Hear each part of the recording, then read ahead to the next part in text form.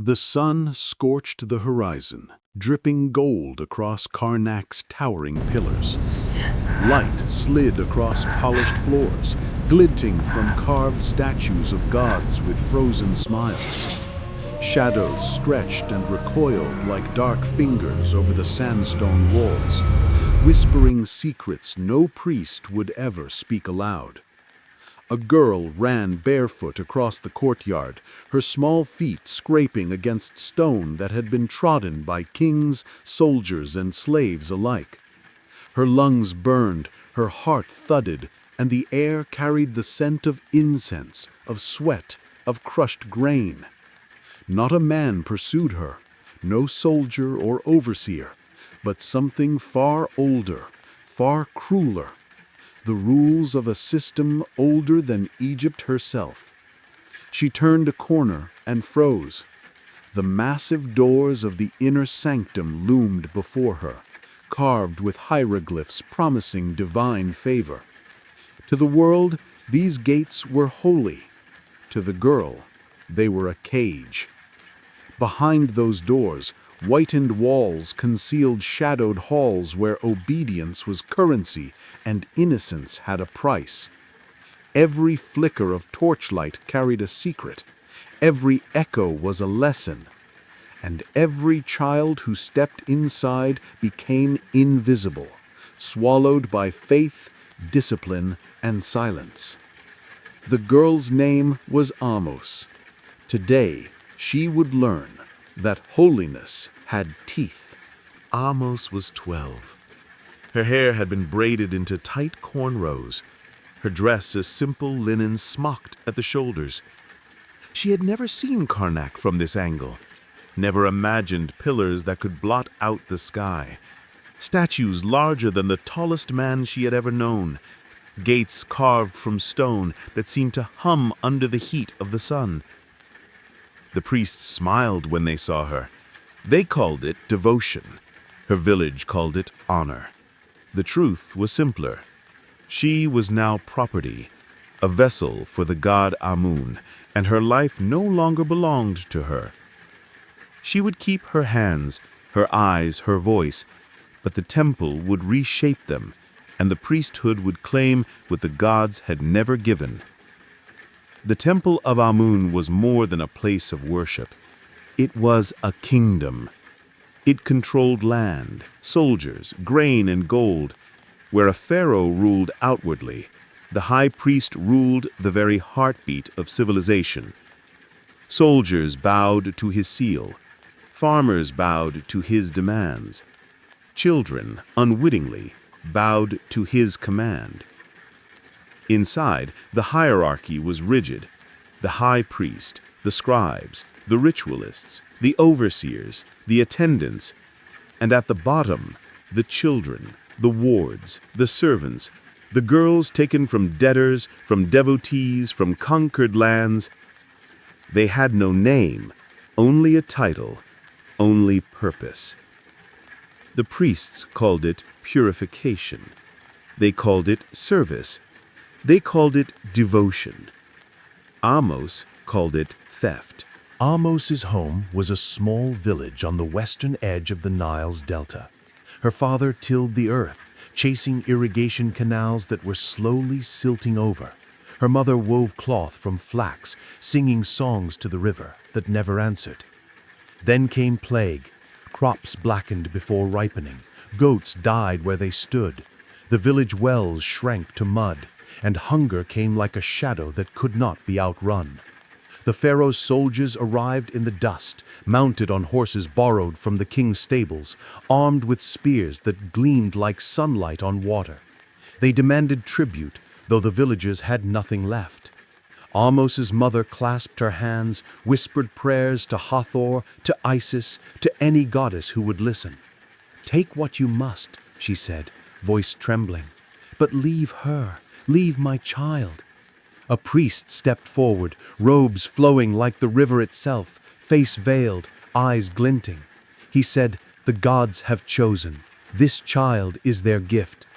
Her parents nodded. They were desperate. They believed in salvation, in mercy, in divine purpose. In truth, They were trading freedom for survival.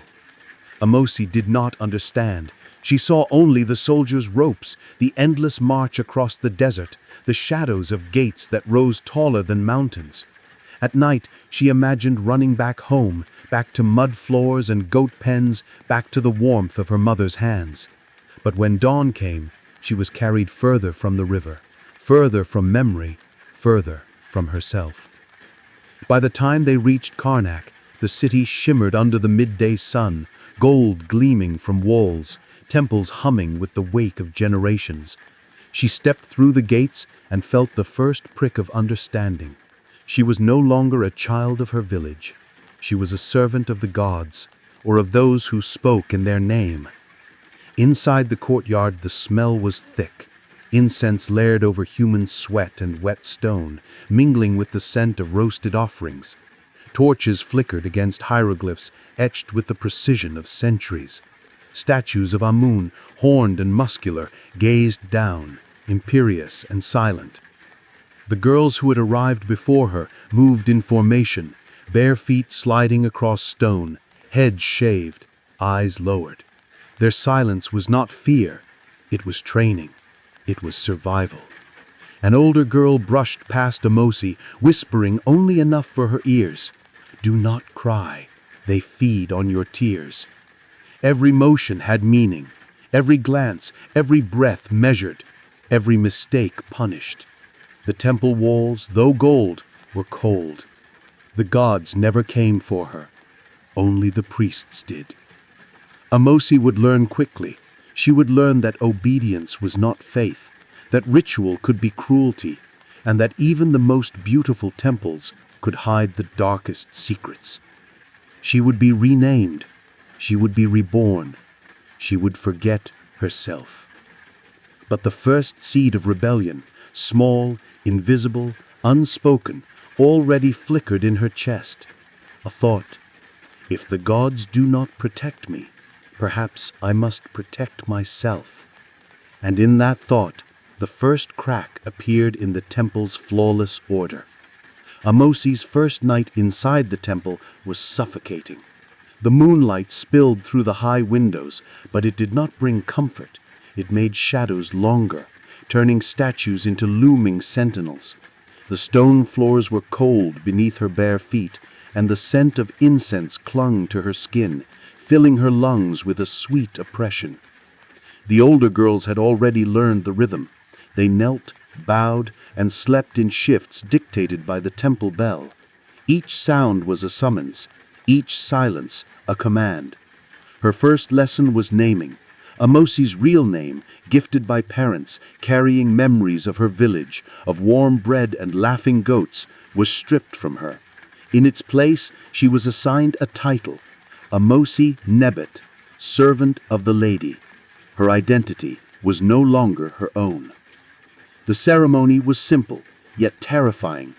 In a circular chamber lined with stone basins, priests and priestesses awaited, clad in white linen. The water shimmered like quicksilver under torchlight. Its chill bit at Amosi's skin. One priest spoke, "The goddess claims you. You are reborn."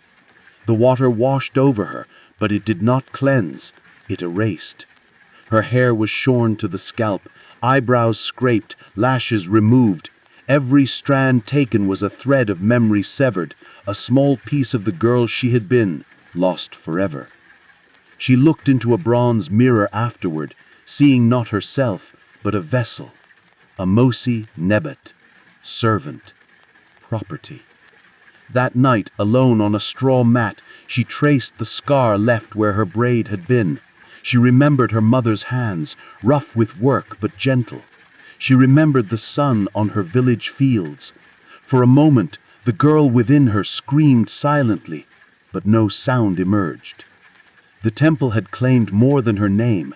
It had claimed her voice. Yet even in fear, a spark lingered. She thought of her mother and whispered to the shadows, "I am still me. They cannot take everything." The forging of Amosi Nebet was not a moment. It was a lifetime, measured in repeated routines, in ritualized pain.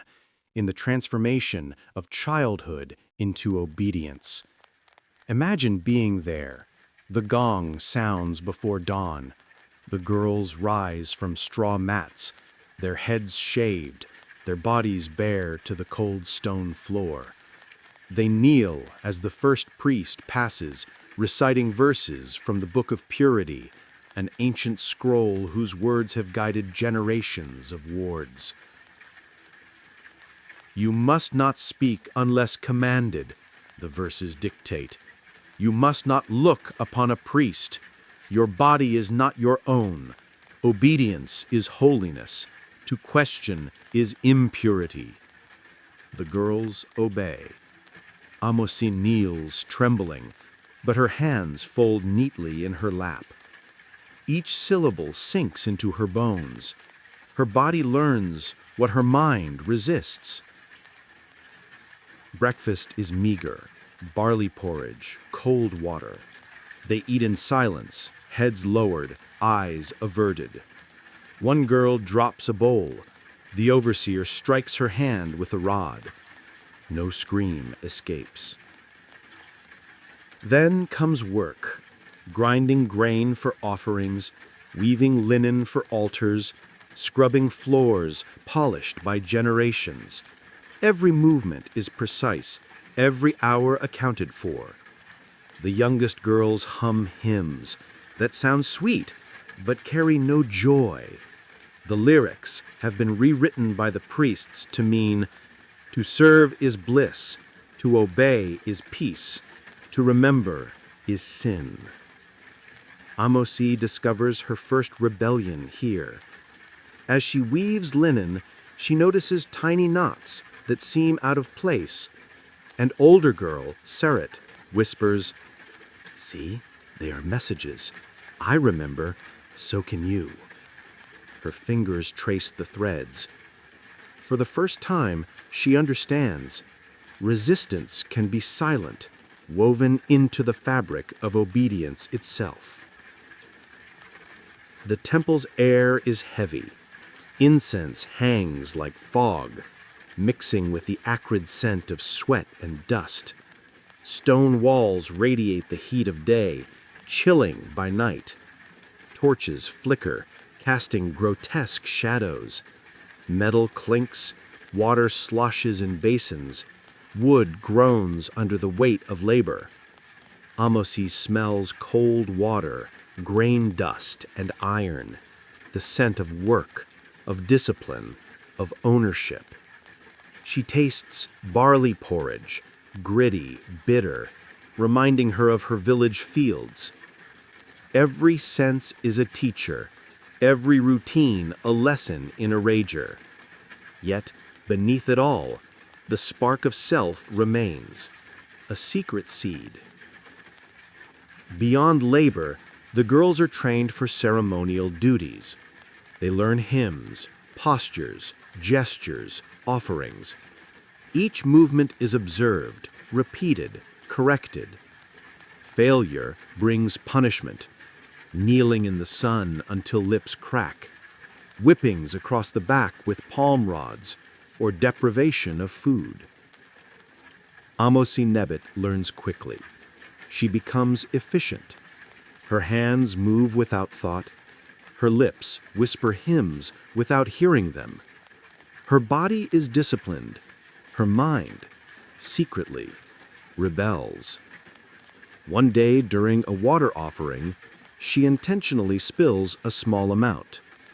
The priest notices, but does not punish her. Seret's eyes gleam. Even a drop can speak. The temple does not only shape the body, it shapes the mind.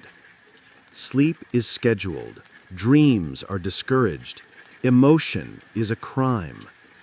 Amosi remembers her mother's lullabies, but cannot sing. She feels fear, but must hide it. She tastes sadness, but must swallow it. And slowly, over months, obedience and numbness grow together. Yet small cracks appear. A glance shared with another girl, a whispered word in the dark, a thread slightly miswoven. The spark persists. Resistance, invisible yet vital, threads its way through the stone and linen of the temple. The temple is also a battlefield, but not one of swords and shields. Its battles are waged in silence and shadow. Every day is a contest between obedience and memory. Amos's duties extend to the inner sanctum, where the sacred statues of Amun dominate the chamber. Here she carries offerings, bowls of milk, baskets of grain, vials of oil. She bows, recites words, performs gestures, all under the watchful eyes of priests whose faces never soften. Mistakes are punished. Hesitation is noted. Emotion is monitored. A single lapse can lead to ritual correction. Kneeling in scalding sun, lashings with leather thongs, or deprivation of water. Yet even here, subtle rebellion takes root. During one ceremony, Amos slightly misaligns a line of offerings, enough that it is noticeable to another ward, but invisible to the priests. Seret winks. They are blind. We see. In this world, small acts are everything. Threads pulled, grains misplaced, slight deviations from ritual all become messages. The battlefield is one of patience, endurance, and coded defiance. Amos feels a swirl of emotions: fear, anger, longing, defiance. Each day chips away at her childhood, but strengthens her secret will. She learns to mask tears, to disguise thoughts, to survive without surrendering fully.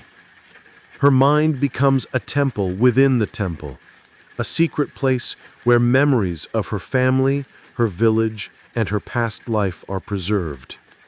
Here, she is still Amos, not Nebet. Here, she can breathe, remember, and prepare. The priests believe the girls are wholly obedient, broken, and silent. They do not know that small acts, miswoven threads, shared glances, whispered words, carry the fire of remembrance. Amos Nebet begins to understand a fundamental truth. Power is claimed through fear, but truth survives through memory, and memory can be weaponized. The courtyard at dawn was a sea of white linen. Dozens of girls moved in synchronized patterns, feet bare against the stone, heads bowed, eyes lowered. Their skin gleamed with sweat and cold morning dew. The temple gong sounded, a deep, resonant thrum that shook the bones. It was not just a signal, it was a command. Amos Nebet knelt in the front row. Her fingers traced the worn edges of her woven basket, the grains within arranged perfectly. Each day demanded precision, not only in appearance, but in execution. Every offering carried weight, grain for the gods, or so the priests said, but Amos knew better. It was tribute to power. The high priest walked among them, his sandals echoing against the stone, eyes piercing. He did not speak. Words were unnecessary. One raised eyebrow, one slight tilt of the head, and the girls would shiver, adjust, or bend lower. Fear was the mortar that held the temple together. Amos's first battle was against herself. Hunger clawed at her stomach. Exhaustion draped over her shoulders like a heavy cloak. Her mind screamed for a pause, for a bite of bread, for a glance outside. But she moved forward. Muscles coiled, mind sharpened. The temple taught that endurance was virtue. She learned it as survival. Hours were spent performing sacred dances, carrying offerings in the shape of birds, fishes, and lotus flowers. Each gesture had to align with the invisible grid of divine geometry, each spin measured in heartbeats. A misstep was not a mistake, it was a sin. The girls chanted hymns as they moved, but the sound had become hollow. Words that once evoked awe now echoed in sterile repetition. Obey, serve, repeat. Yet even in the monotony, Amos discovered pockets of subtle defiance.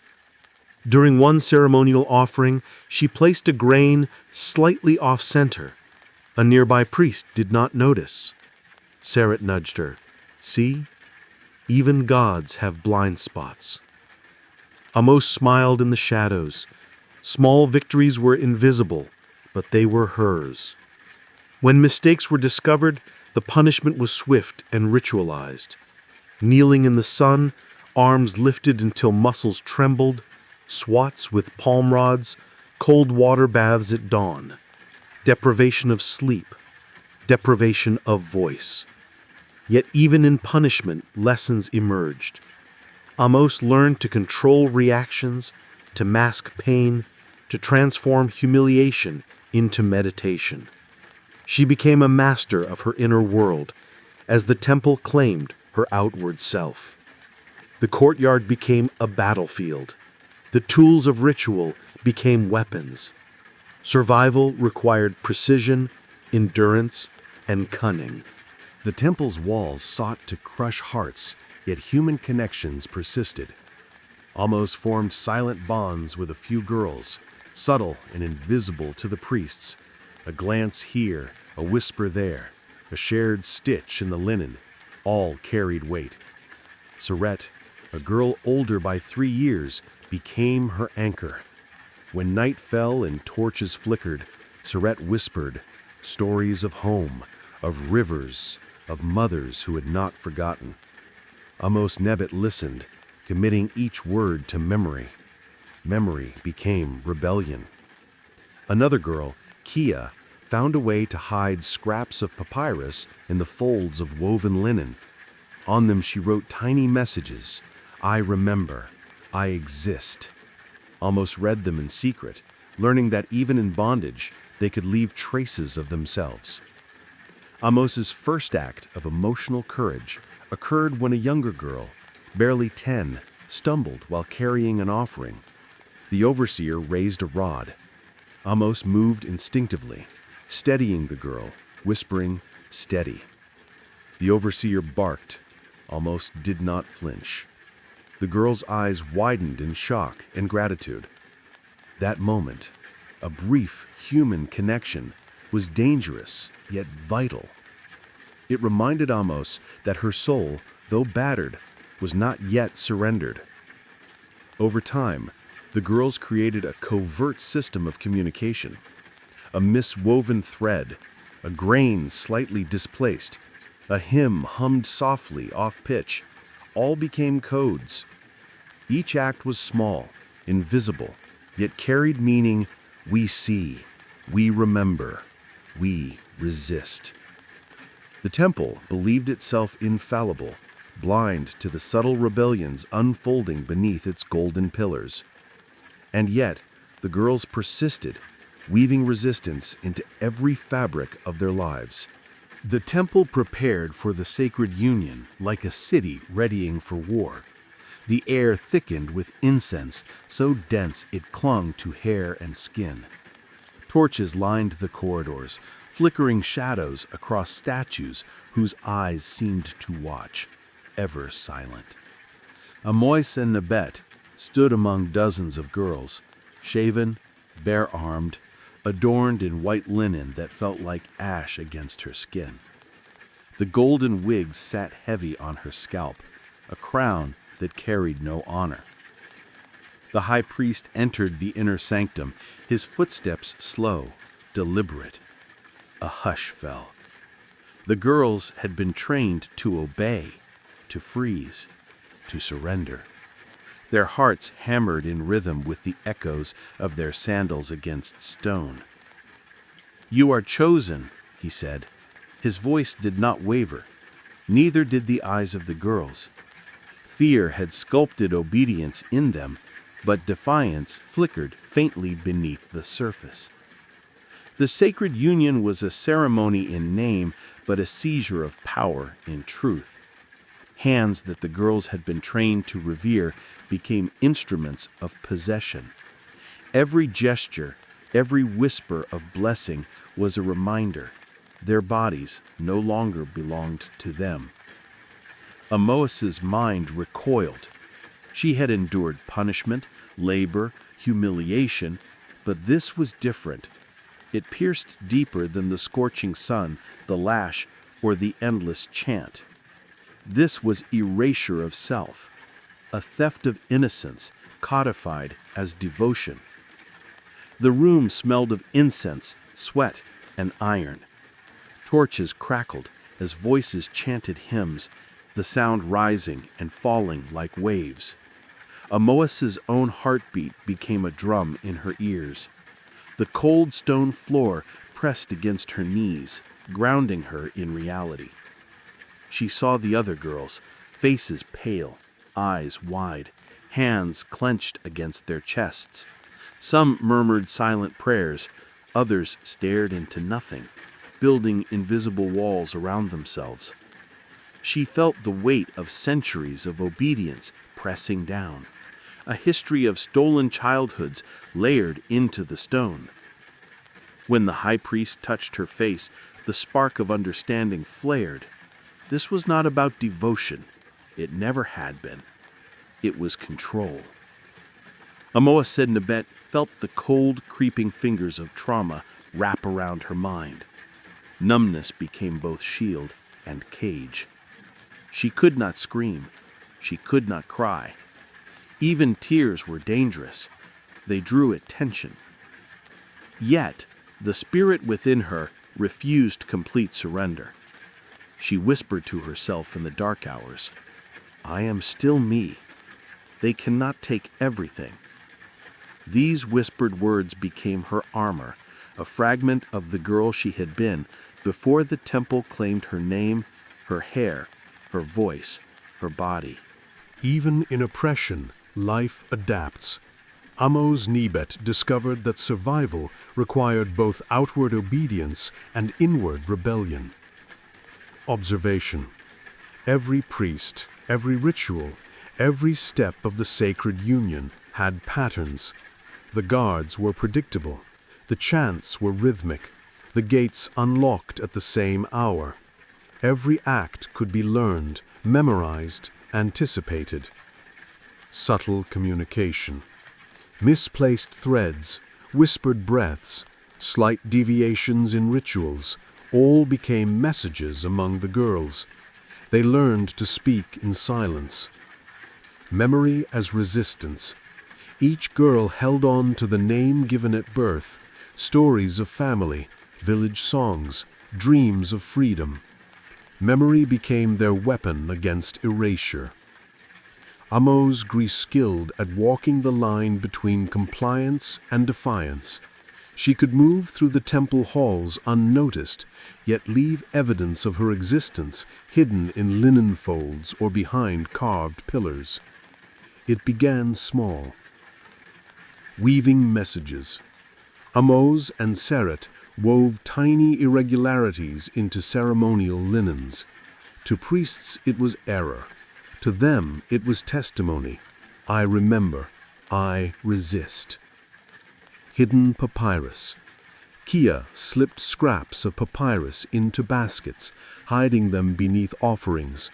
Written in faint hieratic, they chronicled the girls' lives, fears, and small victories.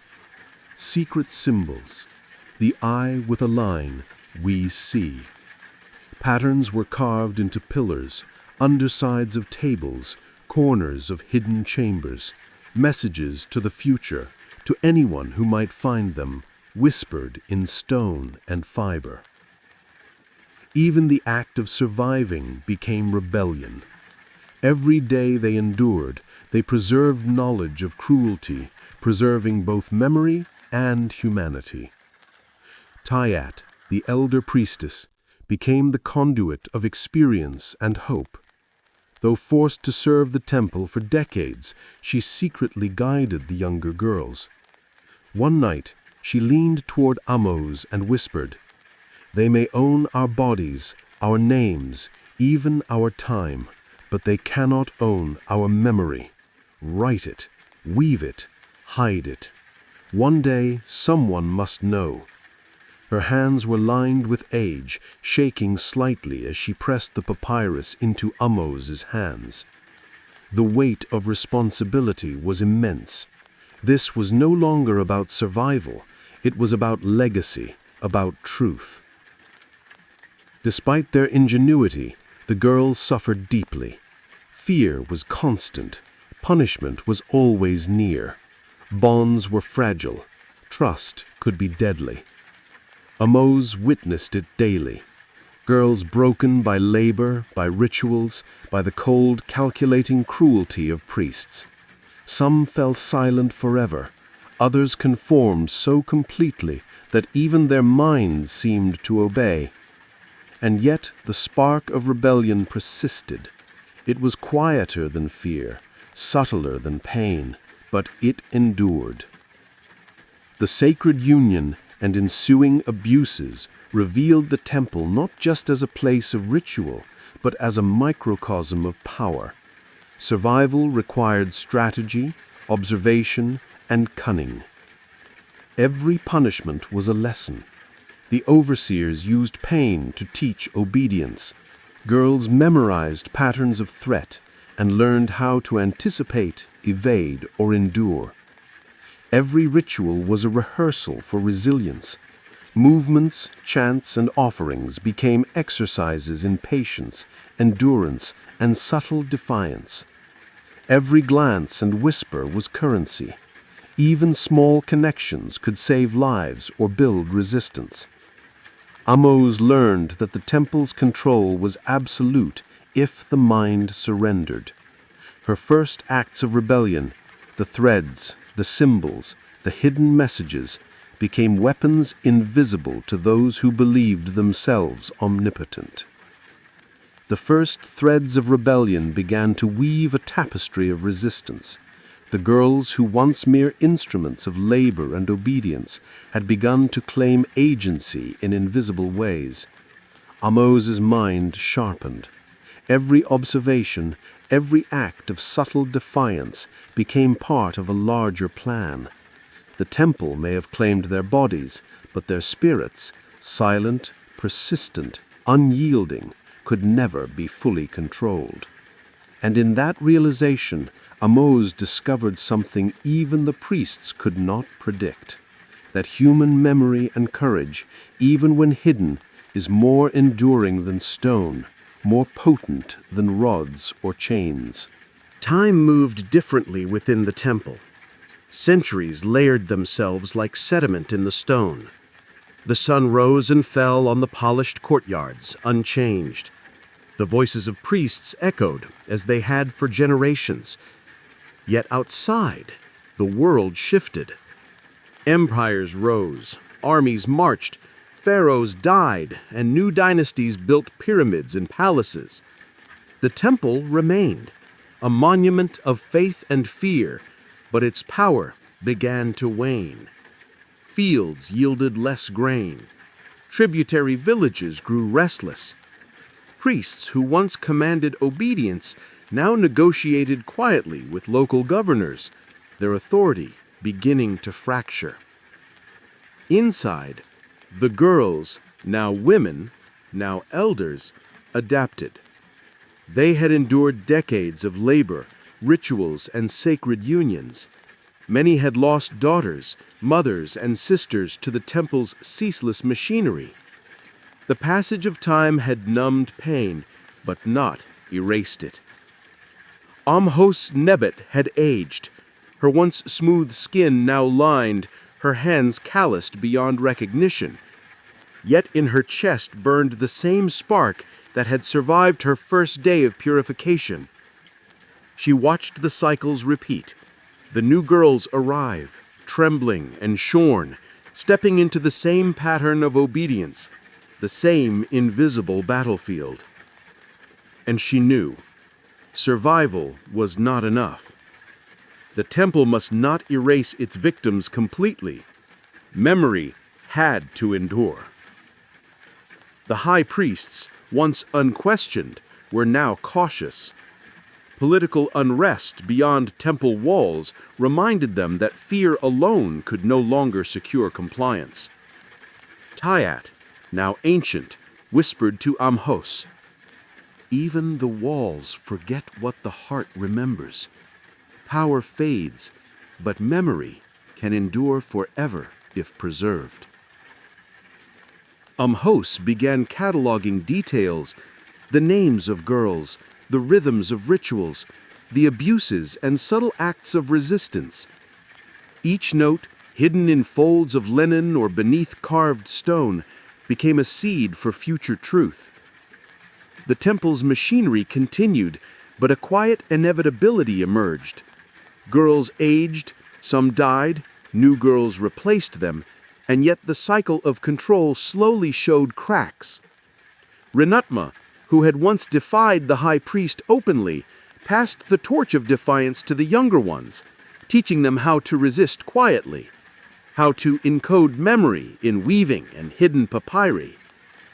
Mutamya, the Nubian girl who had survived decades of ritual, left faint inscriptions in forgotten corners, fragments of songs and names carried across generations.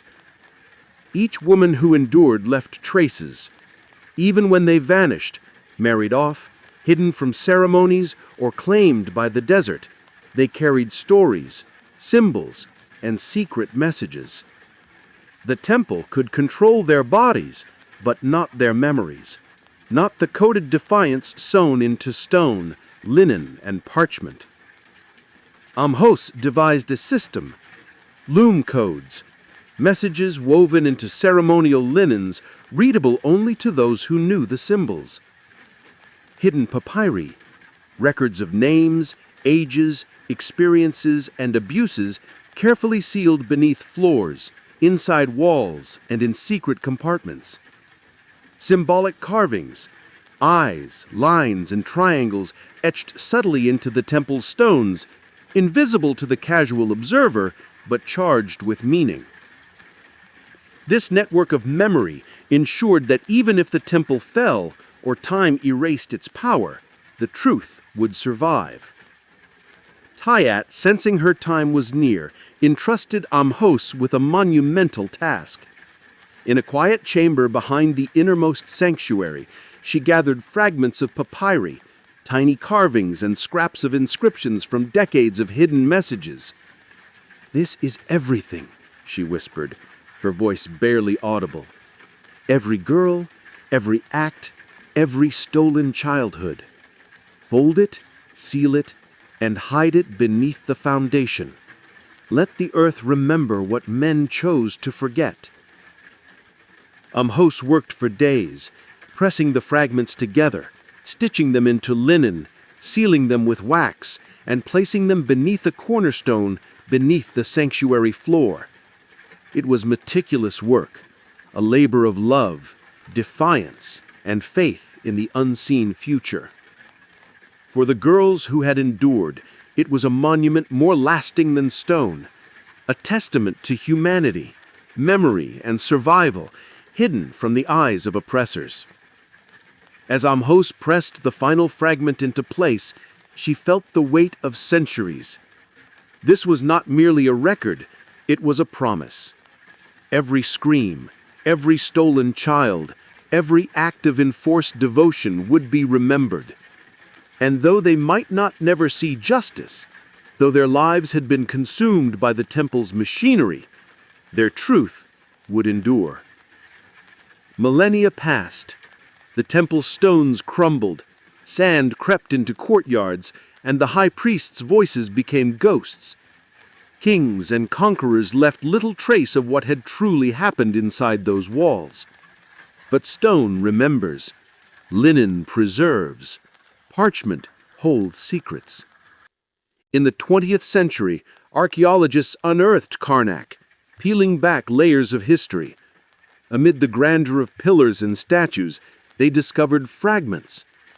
Faint inscriptions on walls, telling stories of children and women who had lived in fear.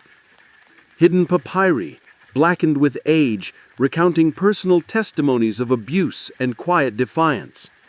Subtle weaving anomalies in ceremonial linens, patterns unreadable for thousands of years, carrying messages of memory and rebellion. Scholars dubbed it the testimony of the silent. The story that emerged was not one of gods and glory, but of human endurance. Girls stolen and enslaved, lives reshaped by ritual and obedience, yet spirits unbroken, resisting invisibly, persisting across generations. Today, visitors walk the courtyards of Karnak, photographing columns and smiling beneath statues that once towered over trembling girls. Tour guides speak of gods, pharaohs, and dynasties, but few mention the silent voices beneath the stone. The rediscovered fragments tell a different story. That power often wears the mask of holiness. That oppression, no matter how absolute, leaves traces. That memory, defiance, and courage can survive even the most impenetrable walls. Amhos Nebet, Mutamya, Rinutma, and Tayat became more than historical figures. They became symbols, reminders that even in silence, resistance endures. The temple, once a place of fear, becomes a monument to resilience. The women who endured, though erased from official histories, speak through the fragments they left behind. Every line woven, every papyrus hidden, every symbol carved was an act of rebellion and preservation. Amhos Nebet, lying on her straw mat in the final years of her life, whispered to the shadows, "We existed, we resisted, we remembered." The earth had recorded it. The stones had remembered, and now the world could hear. Today, Karnak rises in the sunlight, a maze of stone columns, towering statues, and polished courtyards. Tourists walk through the grand halls, cameras clicking, voices echoing laughter and awe. They see a story of gods and pharaohs, of triumph and architecture, of rituals and gold. But few know the full truth. Beneath the surface lies a hidden narrative, one of children stolen, innocence seized, voices silenced, and yet remarkably, defiance that endured. The women who survived the temple, Amos Nebet, Mutamwaya, Renutma, Tiat, have no tombs marked with grandeur. Their names were erased, but their acts of resistance left marks that modern eyes can now see. The faint inscriptions, the hidden papyri, the deliberate errors in ceremonial linens. Their legacy is subtle, silent, but powerful. It reminds us that even in the heart of oppression, memory and courage persist. The temples of Egypt were machines of power disguised as sanctity. Faith became a currency, obedience a commodity, innocence a tool. Yet from that cruelty arose lessons that resonate across millennia. Power must always be questioned. Authority can disguise itself as divinity, morality, or necessity, but it must be scrutinized. Memory preserves truth. Even when voices are silenced, acts of resistance, small, invisible, coded, can survive. Human courage transcends oppression. The women endured, adapted, and fought in ways their captors could never anticipate. Silence is not always consent. Quiet resistance, subtle defiance, and memory can challenge even the most absolute control. Modern society can see echoes of these lessons in its own structures, institutions that demand obedience, social systems that silence the vulnerable, power wielded in the guise of morality. Amos and her contemporaries became avatars of resilience. They remind us that humanity is preserved not only through grand revolutions, but also through small, invisible acts of defiance. History remembers those who resist quietly, even when monuments and archives forget them. Truth can survive hidden for millennia, waiting for eyes ready to see it. Walking the corridors of Karnak today, one can feel it. Beneath the gold, beneath the grandeur, the faint heartbeat of those women endures. The earth remembers what men forgot. Imagine standing in the courtyard where Nefitari once knelt, sunlight flooding the polished stones. You see tourists marveling at columns that reach the sky. You hear their laughter, cameras clicking, voices narrating a version of history that leaves the women out. Now close your eyes. Listen. The faint rhythm of looms, the soft whisper of voices, a chant that speaks of memory, resistance, survival. Amos's words echo across time. We existed, we resisted, we remembered. Mutamwaya's inscription in the pottery shard whispers, I never forgot who I was. This life was not my choice, but my memory is. Renutma's final words carried on the desert wind, I am not impure. I am not afraid. These voices transcend millennia, reaching through stone and sand, papyrus and linen, calling to anyone willing to listen. History often celebrates kings, generals, and priests. It records the conquerors, the builders, the rulers. But the truth of human endurance often lies in the silenced, the erased, the hidden.